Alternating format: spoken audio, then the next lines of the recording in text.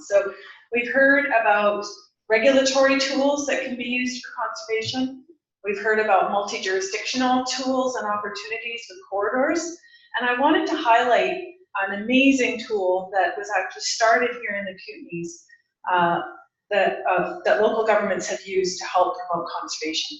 And it's the Local Conservation Fund. So I just want to let you know a little bit about what it is and how it can be implemented in your area, and some of the current market research results we've just done around it. So I know for some of you, put up your hand if you are a director in a local conservation fund area. Yeah, and Jerry just walked out. So we've got some people who are both representing areas as well as staff who are implementing the fund, and then areas that don't have it yet. So Local Conservation Fund is a tax-based revenue that generates a dedicated pot of money specifically for conservation activities by a local government. And we've already seen today the need for private land conservation and why focusing on valley bottoms and private land is important, and that link to local governments in that way. And when the Kootenay Conservation Program started as the East Kootenay Conservation Program, a diverse group of partner organizations getting together to promote conservation, when they were asked what do you really need more than anything, a lot of it is funding to either buy lands for conservation or do these stewardship and other activities that they do. So KCP played a really important role at that time, working in partnership with the Regional District of East Kootenay to promote this concept of a dedicated fund for conservation. And the East Kootenay RDEK took that to referendum in 2008, and taxpayers actually voted to pay $20 per parcel per year towards conservation in the Columbia Valley. So it speaks to their values, and they're willing to pay for those values in the region they live in. This was the first of its kind in Canada's history, and it generates about $230,000 per year for allocation to conservation. It includes both the 2 electoral areas as well as the municipalities within the Columbia Valley. This has been touted as a really innovative leadership, and there's Jerry back, so we can thank him as a director from that region, to show how local governments can promote conservation. And it's also been used as a model in other areas. So the Kootenay Lake Local Conservation Fund was established on this model in 2014. And the voters there pay $15 per parcel per year. So prior to the establishment of the fund, the KCP works closely with the local government and conducts market research and focus groups to ask taxpayers, would you be willing to pay? If so, how much and what for?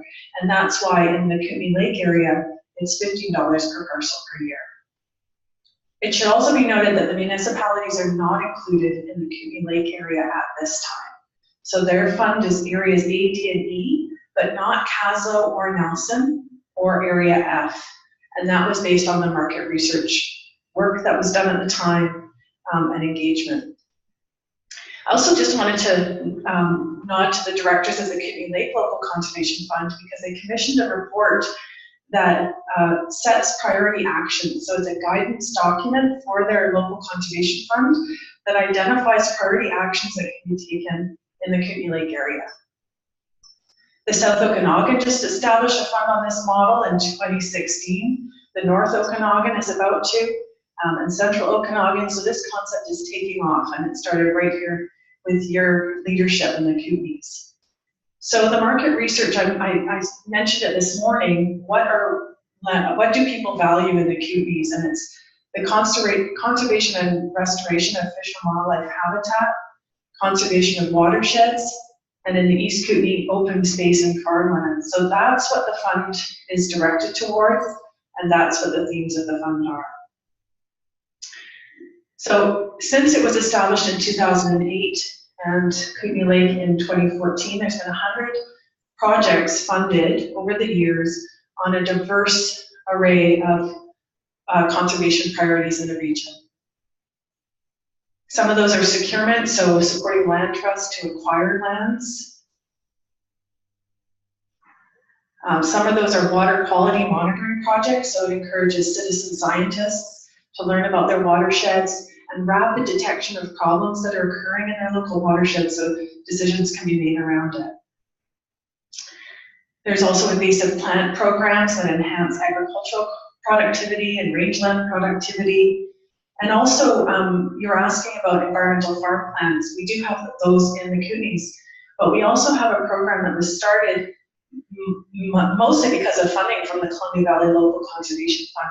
It started as the Ecosystem Services Initiative that pays farmers an incentive to do good stewardship and conservation on their farms. And that's turned into Farmland Advantage, which is a multi-million-dollar project of national and international significance. So that's another avenue that can be integrated into these corridors is through Farmland Advantage. There's the BAT project, and Don is here from that, which works with landowners to steward bat colonies on their land, and that has implications to mosquito control, as well as reducing agricultural and forest health pests. So these are all the other values besides fish and wildlife that are promoted through the projects the fund supports. Stewardship of habitat and species at risk, including habitat restoration, which included Able Creek, where kokanee salmon are now spawning where they haven't in recent memory, in Able Creek near Invermere, and recovery programs, including the northern mountain frog. Some of the restoration projects reduce fire hazard because they thin the forest and turn it back to a natural grassland state. And then a lot of the stewardship activities also promote tourism and other recreational values in those areas. So many of the benefits of the fund support the values in official community plans. A number of these values have specific projects around them. There's also huge economic benefits we've seen. So when I look at the amount of money taxpayers have paid in the Columbia Valley, for example, is approximately $1.8 million since 2008 in taxpayer revenue. But when I look at the leveraged funding those same projects brought in, it's almost 17 million in additional leveraged funding. That's almost a 10-to-1 return. So there's good economic arguments for a local conservation fund. And also other funders like to see it because it shows that local people value and care for these values, so they're more likely to bring in these external funding sources. And those revenues trickle down to all sorts of members of the community, retailers of materials and supplies, boat drivers, graphic designers. It's not just natural resource professionals. So one of the goals and priorities of our partnership is to look at exploring opportunities to expand the local conservation fund. So we do this in a 5-step process. The first is to just figure out where it's feasible, which political leaders are interested, which do they feel their communities may be interested, where is it possible? And the second is to try and quantify that support through public opinion polling. And so we've just completed that in November, as I mentioned some of those results earlier, and I'll share some more now. So that's telephone polling and then these focal group discussions as well. Then there's coalition building, and so if it's in your area, this would be key, is figuring out who are the supporters and how do we build teams to implement this. And then, as you know, local governments need an indication of public support.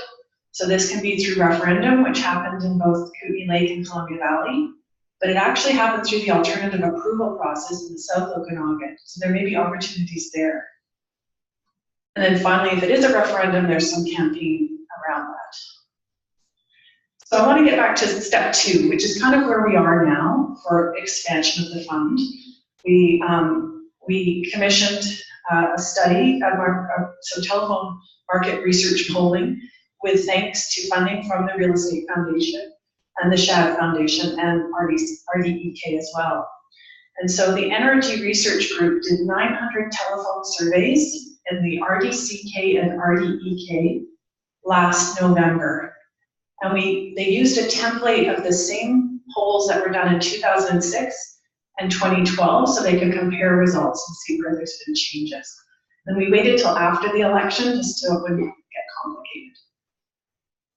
They based the quotas of how many of those telephone polls should be in each area based on population, and then used 2016 census data to make it more representative. And I should note that we didn't include the CSRD or RDKD at this time, but would love to talk with those reps in the future. because we thought it'd be easier to work with the relationships we already have with the local governments we have. And we also didn't include the Columbia Valley or the existing Kootenay Lake area. So when I say Kootenay Lake, I just mean now Caslo, Nelson, and Area F. That's what I'm referring to. So we didn't re-poll people who already voted for a fund. So that's how the subregions were clustered, because the smaller you go down, your margin of error goes up. So on a full Kootenay-wide region, it's plus or minus 3.2% error. But then as you scale down, it's more of an error. So I'll give you a moment to find your subregion there. And the question was asked in 3 ways. First, there were 24 questions, so I'm only pulling out 3 of them. Do you support or oppose the idea of creating a dedicated conservation fund? So people are more likely to support an idea than actually put their money towards it. So that was the first question. Second way they ask it is, how likely would you be to contribute financially to the creation of a fund? So would you actually voluntarily put money towards this? And thirdly, how much do you support or oppose the idea of a mandatory levy, which is how it was worded in the initial survey. So meaning everyone has to pay it. So 80% of residents of the Kootenays support the idea of creating a dedicated conservation fund. That is the majority of our residents. And that is similar to 2012. If we go by subregion, so green is support strongly or somewhat, Kootenay Lake comes out on top. And that's why I'm very happy to see Tom here today. That 90% of residents, Caslo, Nelson, and Area F, support the idea of a conservation fund. South Country is very close, so is Lower Arrow, Yak, and Salmo, and Slocan Valley, and Arrow Lakes. The rest are in the 70s, but Kootenay Lake jumps out as 90%. So when the question becomes, how likely are you to contribute financially? Let's put your money where your mouth is. It's 65%. So about 2/3 of residents say they would be willing to contribute financially. And when that's broken down by subregion, I can share these graphs if people are interested. Kootenay Lake again comes out at top. 75% of residents say they'd be likely to contribute to the fund. And then in the 60% is Elk Valley, South Country, Slocan Valley, and rural Salmo. So the third and final question is, do you support a mandatory levy so everybody has to pay this? And that's 58% of residents. So about 6 in 10 support the idea of creating a mandatory levy. And when that's broken down by subregion, again, Kootenay Lake comes on top. Very closely followed by Slocan Valley. So the other thing that energy research did is they looked at the answers to these questions, but they also looked at the level of concern. I showed those graphs earlier this morning of how concerned are you about loss of fish and wildlife, quality of water. So the areas of most concern were Slocan Valley and Kootenay Lake. And they also looked at where you want your money spent. So who's most supportive of this mandatory levy? Women and people under 35.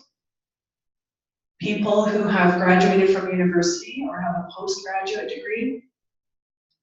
Renters and people who have newly moved to the Kootenays. And then residents of Kootenay Lake and Slocan Valley. So that's a very high level summary of a very long and detailed market research analysis. When asked which of these activities would you support a fund paying for, 96% of residents would like this money spent on restoring fish and wildlife habitats and protecting aquatic systems. That's almost everybody. And 80% of residents, 8 in 10, support all of these activities.